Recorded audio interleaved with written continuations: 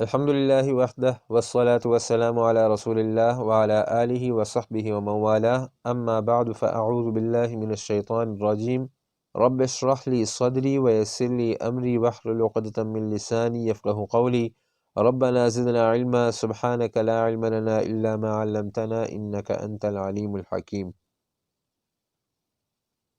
پچھلے دروس میں ہم نے اصول قرآن کی بحث میں مقدمہ پڑھا اور مقدمے کے بعد 3 مقاصد ہم نے شروع کیے۔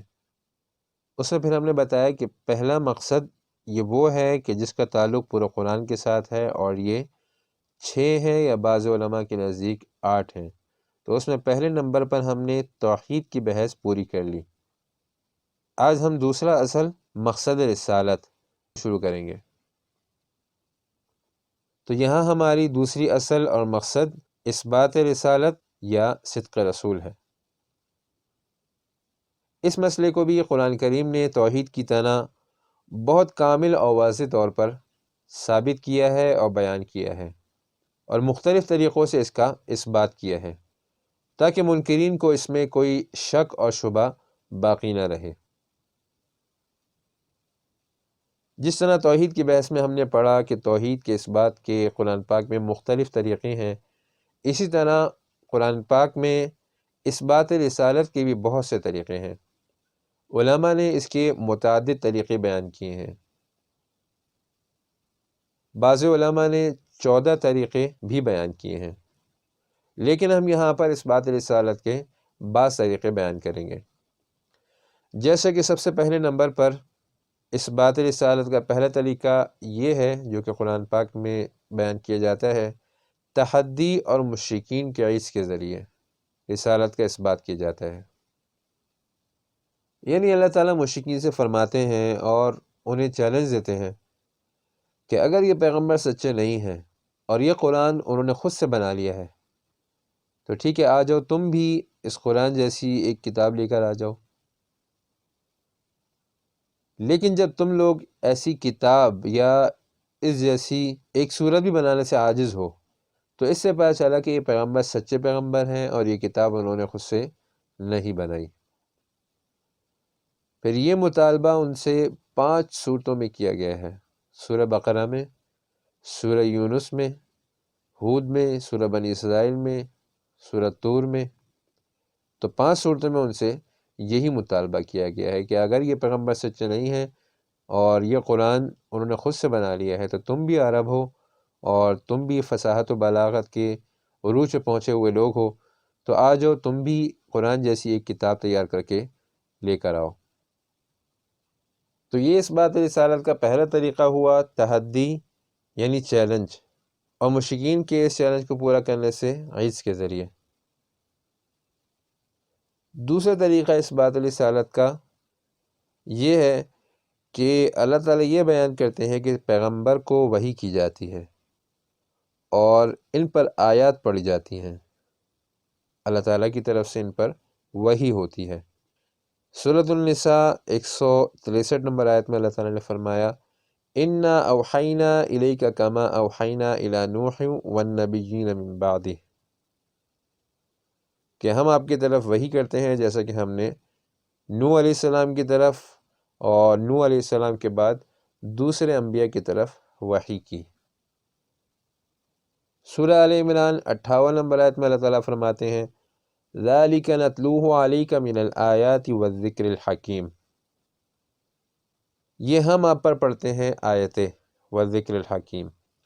سورہ بقرہ 252 نمبر آیت میں فرمایا، تِلْكَ آیاتُ اللَّهِ نَتْلُوهَا عَلَيْكَ بِالْحَقِّ، تو اس میں بھی اس بات کا اشارہ ہے کہ یہ آیتیں، یہ قرآن اللہ تعالیٰ کی طرف سے محمد صلی اللہ علیہ وسلم پر نازل ہوا ہے اور آپ پر پڑھا گیا ہے، نَتْلُوهَا عَلَيْكَ بِالْحَقِّ۔ اس بات رسالت کا تیسرا طریقہ یہ ہے کہ اللہ تعالیٰ غیب کی سچی باتیں اور واقعات بیان کرتے ہیں اور یہ بتاتے ہیں کہ یہ غیب کی ایسی باتیں اور ایسے واقعات ہیں جو کہ رسول اللہ صلی اللہ علیہ وسلم نے خود نہیں دیکھے، کیونکہ اس زمانے میں رسول اللہ صلی اللہ علیہ وسلم خود موجود نہیں تھے، لیکن اس کے باوجود رسول اللہ صلی اللہ علیہ وسلم وہ واقعات ایسے بیان کرتے ہیں کہ جیسے کہ وہ واقعات آپ نے خود دیکھے ہیں۔ تو اس سے پتہ چلا کہ یہ نبی سچے نبی ہیں اور یہ واقعات غیب کی باتیں اللہ تعالیٰ کی طرف سے ان کو بتائی گئی ہیں۔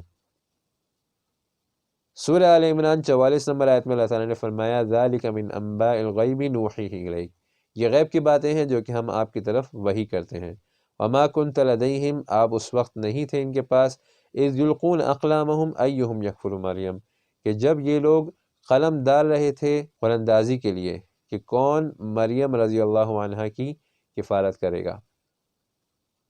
اس سے پہلے واقعات گزر گئے، مریم بی بی کے واقعات، ان کی والدہ کے زکریا علیہ السلام کے واقعات، تو یہ واقعات سب غیب کی باتیں ہیں اور محمد صلی اللہ علیہ وسلم نے یہ واقعات نہیں دیکھے، لیکن اس کے باوجود نبی صلی اللہ علیہ وسلم یہ واقعات بیان کر رہے ہیں، تو اس سے پتہ چلا کہ یہ سچے نبی ہیں۔ سورہ یوسف 102 نمبر آیت میں فرمایا ذَلِكَ مِنْ أَنْبَاءِ الْغَيْبِ نُوحِيهِ إِلَيْكَ وَمَا كُنْتَ لَدَيْهِمْ إِذْ أَجْمَعُوا أَمْرَهُمْ وَهُمْ يَمْكُرُونَ۔ سورہ یوسف میں یوسف علیہ السلام کا پورا قصہ مذکور ہے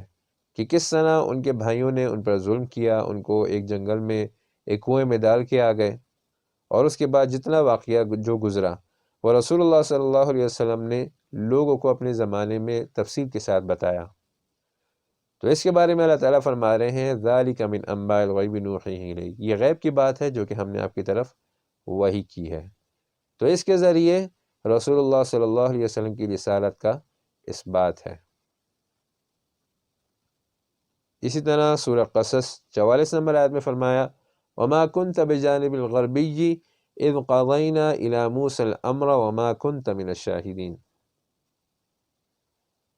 کہ جب موسیٰ علیہ السلام کی طرف اللہ تعالیٰ نے وحی کی تو اس وقت آپ موجود نہیں تھے۔ آگے جا کے 46 نمبر آیت میں فرمایا وَمَا كُنْتَ بِجَانِبِ الطُّورِ إِذْ نَادَيْنَا وَلَٰكِنْ رَحْمَةً مِّن رَّبِّكَ، کہ جب ہم نے موسیٰ علیہ السلام کو آواز دی، ان سے کلام کیا، تو اس وقت آپ موجود نہیں تھے، لیکن پھر بھی آپ نے اس کلام کی اور ان باتوں کی خبر اپنے لوگوں کو دی، اپنے زمانے کے لوگوں کو اس کے بارے میں بتایا۔ تو اس سے پتہ چلتا ہے کہ آپ سچے نبی ہیں اور یہ باتیں غیب کی اللہ تعالیٰ کی طرف سے آپ کو بتائی گئی ہیں۔ اس بات رسالت کا چوتھا طریقہ یہ ہے کہ اللہ تعالیٰ یہ بیان کرتے ہیں کہ رسول اللہ صلی اللہ علیہ وسلم خالص امی نبی ہیں، کہ آپ نے نہ کسی سے پڑھنا سیکھا اور نہ آپ نے لکھنا سیکھا، لیکن اس کے باوجود آپ ایک ایسی عجیب کتاب بیان کرتے ہیں کہ جو کہ آپ خود نہیں لکھ سکتے، تو اس سے یہ پتہ چلا کہ یہ کتاب اللہ تعالیٰ کی طرف سے آپ کو دی گئی ہے اور آپ سچے نبی ہیں۔ سورہ عنکبوت 48 نمبر آیت میں اللہ تعالیٰ نے فرمایا وَمَا كُنْتَ تَتْلُو مِنْ قَبْلِهِ مِنْ كِتَابٍ وَلَا تَخُطُّهُ بِيَمِينِكَ، کہ اس سے پہلے نہ آپ کتاب پڑھ سکتے تھے اور نہ کتاب لکھ سکتے تھے، لیکن اس کے باوجود آپ لوگوں کو قرآن پاک بیان کرتے ہیں، تو اس سے پتہ چلا کہ آپ سچے نبی ہیں۔ اس بات رسالت کا پانچواں طریقہ یہ ہے کہ اللہ تعالیٰ آپ کی رسالت کی گواہی دیتے ہیں۔ سورۃ الرعد 43 نمبر آیت میں فرمایا قُلْ كَفَىٰ بِاللَّهِ شَهِيدًا بَيْنِي وَبَيْنَكُمْ وَمَنْ عِندَهُ عِلْمُ الْكِتَابِ، آپ کہہ دیجئے کہ کافی ہیں اللہ تعالیٰ میرے اور تمہارے درمیان گواہی کے لیے۔ تو اللہ تعالیٰ رسول اللہ صلی اللہ علیہ وسلم کی رسالت کی گواہی دیتے ہیں۔ اس بات رسالت کا چھٹا طریقہ قرآن پاک میں یہ ہے کہ ابراہیم علیہ السلام نے رسول اللہ صلی اللہ علیہ وسلم کے بارے میں دعا مانگی،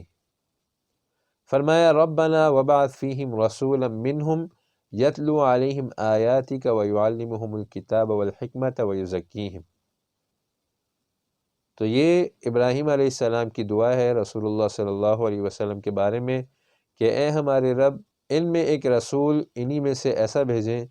یتلو علیہم آیاتک، جو کہ ان پر آپ کی آیت پڑھ کے سنائے، ویعلمہم الکتابہ، اور انہیں کتاب کا علم دے، والحکمہ، اور سنت کا علم دے، ویزکیہم، اور ان کو پاک کرے برے اعمال سے۔ اس بات رسالت کا ساتواں طریقہ قرآن پاک میں یہ ہے کہ پچھلے انبیاء سے اللہ تعالیٰ نے رسول اللہ صلی اللہ علیہ وسلم کے بارے میں وعدہ لیا۔ پچھلے انبیاء سے اللہ تعالیٰ نے یہ وعدہ لیا تھا کہ اگر تمہارے وقت میں یہ پیغمبر آ گئے تو آپ لوگ ان پر ایمان لائیں گے۔ وَإِذْ أَخَذَ اللَّهُ مِيثَاقَ النَّبِيِّينَ لَمَا آتَيْتُكُم مِّن كِتَابٍ وَحِكْمَةٍ ثُمَّ جَاءَكُمْ رَسُولٌ مُّصَدِّقٌ لِّمَا مَعَكُمْ لَتُؤْمِنُنَّ بِهِ، تو تم ضرور بالضرور ایمان لاؤ گے ان پر، وَلَتَنصُرُنَّهُ، اور تم ان کی مدد کرو گے۔ تو یہ وعدہ ہے جو کہ پچھلے انبیاء سے اللہ تعالیٰ نے لیا تھا رسول اللہ صلی اللہ علیہ وسلم کے بارے میں، کہ اگر تمہارے زمانے میں یہ نبی آ گئے تو آپ سب ان پر ایمان لائیں گے۔ اس بات رسالت کا 8واں طریقہ قرآن پاک میں یہ ہے کہ عیسیٰ علیہ السلام نے رسول اللہ صلی اللہ علیہ وسلم کی خوشخبری دی کہ میرے بعد ایک ایسے نبی آئیں گے کہ جن کی ایسی ایسی صفات ہوں گی۔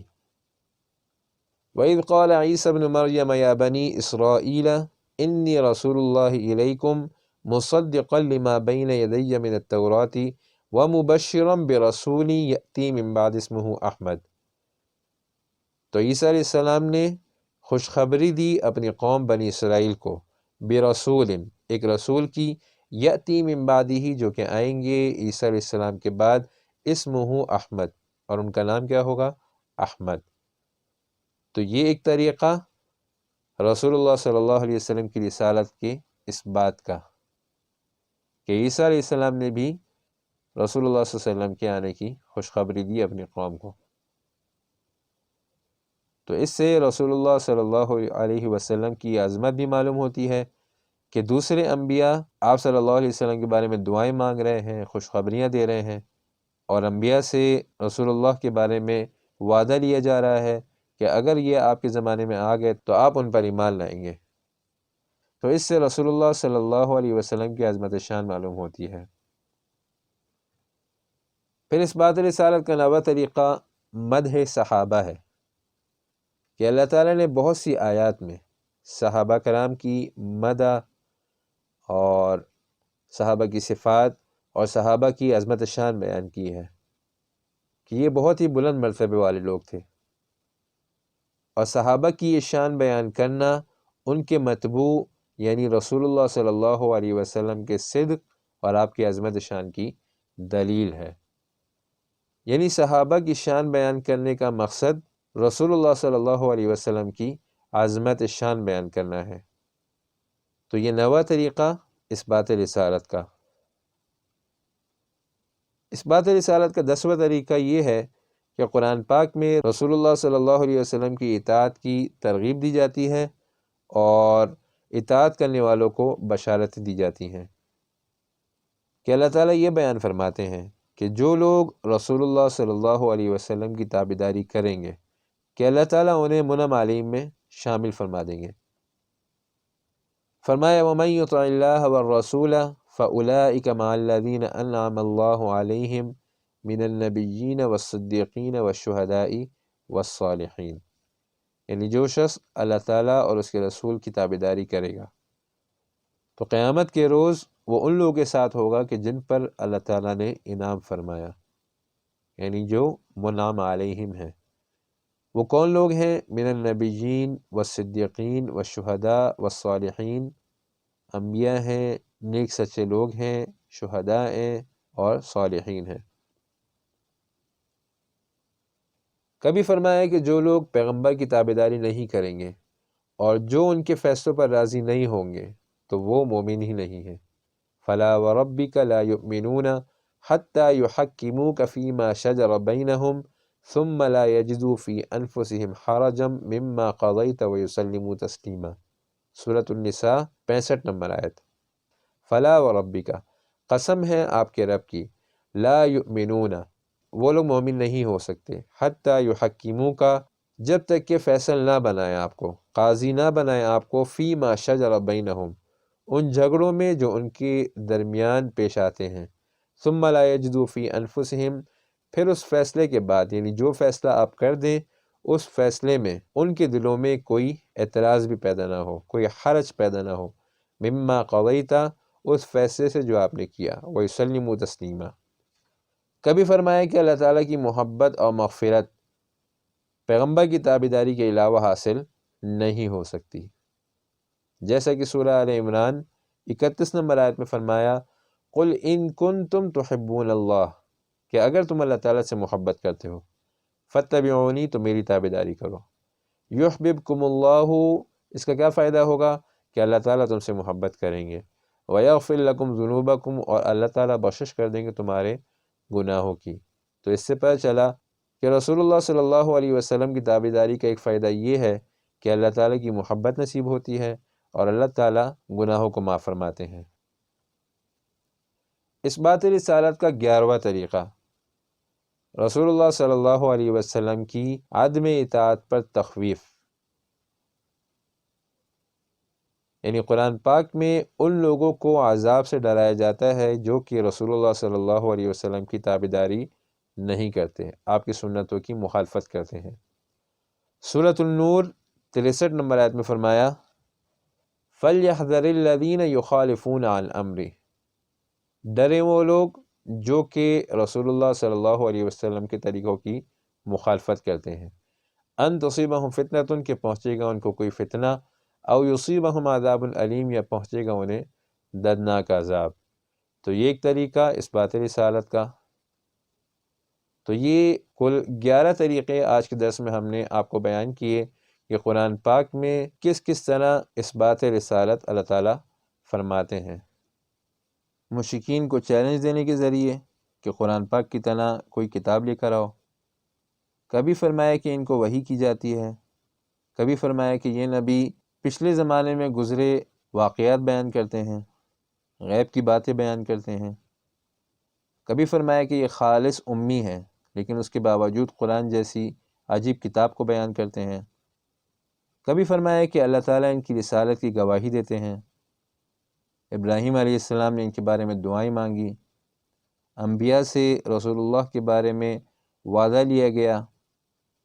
عیسیٰ علیہ السلام نے آپ کے بارے میں خوشخبری دی اپنی قوم کو۔ تو یہ کچھ طریقے 11 طریقے ہم نے آپ کے سامنے بیان کیے کہ قرآن پاک میں اثبات رسالت کے لیے کون کون سے طریقے اختیار کیے گئے ہیں۔ تو آج کا درس یہیں تک۔ سبحانک اللہم و بحمدک، نشہد ان لا الہ الا انت، نستغفرک و نتوب الیک۔